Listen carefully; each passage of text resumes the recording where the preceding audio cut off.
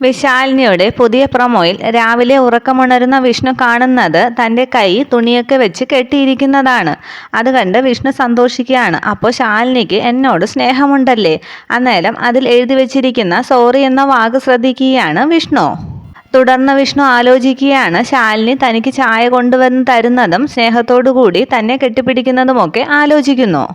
എന്നാൽ ഇതൊക്കെ ചിന്തിച്ച് കട്ടിലങ്ങനെ ചിരിച്ചിരിക്കുന്ന വിഷ്ണുവിൻ്റെ അടുത്തേക്ക് വരികയാണ് ശാലിനി.